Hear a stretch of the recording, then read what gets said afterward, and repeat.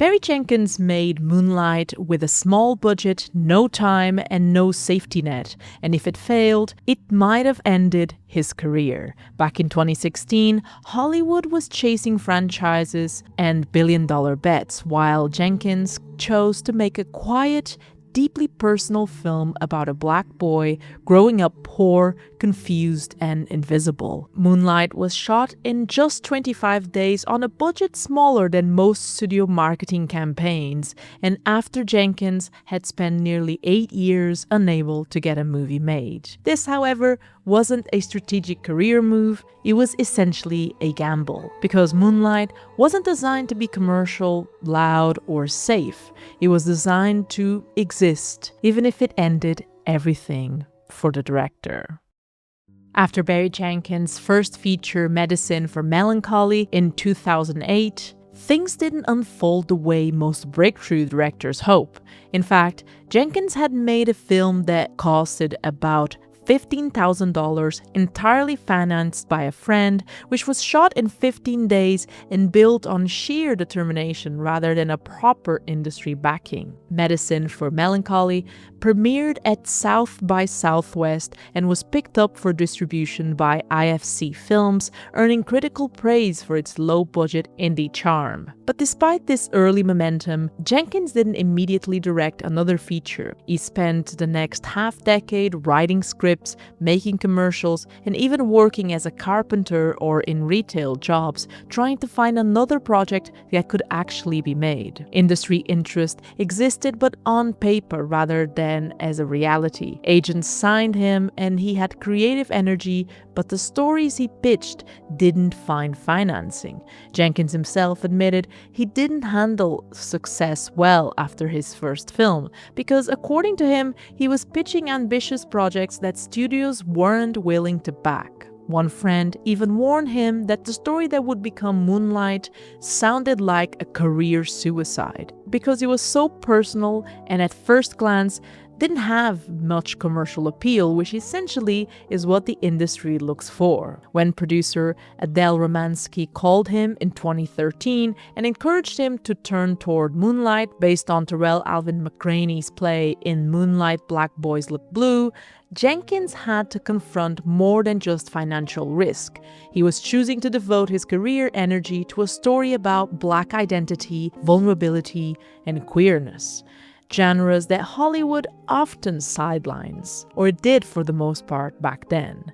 Adding to this, Jenkins was a filmmaker who hadn't really directed a feature in nearly a decade, so deciding to tell a deeply personal, non-commercial story with limited resources and almost no safety net, it wasn't just what we can call a gamble on one film, it was actually a gamble on his entire career. When the director finally got Moonlight off the ground, he did so with an incredibly small budget and an even less margin for error. The film was made for roughly $1.2 to $1.5 million, a sum that, whilst a lot in many other instances, in Hollywood's terms and in filmmaking's terms, is microscopic for a feature that would go on to compete and win Oscars. This budget, of course, shaped everything about the production. There were no extravagant sets, no expensive visual effects, no room for second takes in most occasions, and most importantly, no time to spare. Moonlight was shot in just 25 days in Miami, the city where both Jenkins and the story's source material were rooted. Under these constraints, Jenkins made choices that became part of the film's voice and that went on to add value. First, he embraced all the constraints that he had. Rather than treating a small budget like a disadvantage, the director used it very intentionally. Many scenes were built around what was available, real locations in Miami's Liberty City, natural light, and actors present in the moment. There were no scheduled pickups and no cover sets, meaning that what was shot had to work the first time. This necessity shaped one of the film's most iconic moments, the beach scene between Juan and Little, where he teaches him to float. Shot on an open beach and a child actor who couldn't swim, the scene should have been a logistical nightmare. But instead of chasing technical perfection though, Jenkins moves the camera in close, letting the water, the bodies, and Mahershala Ali's voice fill in the frame. So the audience feels every second of trust being built.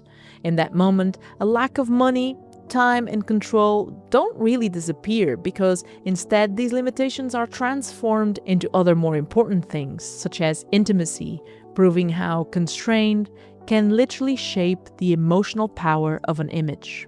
Barry Jenkins and cinematographer James Laxton, who had worked together with the director in his first film, developed a visual language for Moonlight that emphasized presence, intimacy, and emotion, which materialized itself in long takes, careful framing, and making the most out of natural light. These choices in turn allowed Moonlight to live and breathe inside its characters, putting the audience right there with them rather than reducing the audience to distant spectators. In this context, shots lingered on faces and moments of silence, reflecting Jenkins's belief that film can reveal our true essence. On a practical level, though, the small budget also dictated a cast of actors that had to truly believe in this project, instead of an ensemble dictated by influence or commercial appeal. This also aligned with the director's own creative philosophy. He didn't set out to craft a film that would fit the box office formulas. Instead, he wanted to direct a film focusing a lot on its emotional core, on ideas of identity, vulnerability, and the unspoken interior life of its protagonist. And that emotional precision, in my opinion, is of course one of the greatest assets about this movie. And because the production naturally couldn't control every variable, from weather to location challenges, Jenkins learned to adapt in real time. As he later reflected in an interview, quote, "It was like a 25-day shoot. We could only have some actors for 3 days. There were no pickups, so if it was raining, it just had to be in the rain." Instead of weakening the film, these limits became part of its aesthetic. And in doing so, the film proves something powerful in my eyes, and that is that true artistic mastery doesn't come necessarily from many resources and money. It comes, in this particular case, from intentional choices within what our limitations are, and above all, a very solid creative vision. When Moonlight finally reached audiences in September 2016, it didn't just meet audiences' expectations. It, in fact, went on to reshape them. After screenings at the Toronto and New York film festivals, the film premiered to critical acclaim and went on to sweep major critics' awards, winning Best Picture from bodies like the Los Angeles Film Critics Association and the National Society of Film Critics. Then came the 2017 Academy Awards and an unforgettable moment. Moonlight was announced as the Best Picture after an envelope mixed-up mistakenly sent La La Land to the stage first, a surreal, chaotic reveal that somehow only magnified this film's aura. In that iconic confusion, the director stood up on one of the world's biggest stages, accepting one of the industry's highest honors for a film born, essentially, from marginalization, improvisation, and constraints. Moonlight would go on to earn 8 Academy Award nominations, including Best Picture, Best Director, Best Adapted Screenplay, Best Supporting Actor for Mahershala Ali, and Best Supporting Actress for Naomi Harris. For Jenkins, I believe this was a moment that validated the years of struggle and uncertainty that had preceded. But beyond awards, Moonlight did something rarer, which I would consider to be more profound. It shifted the cultural conversations and trends in the film industry for a time. Because a film about a young black gay man, a story traditionally relegated to the margins, became one of the most universally celebrated movies of its year, resonating with audiences regardless of age and background. Ultimately, it put concepts on the table that the industry had learned to devalue or relegate to the indie scene.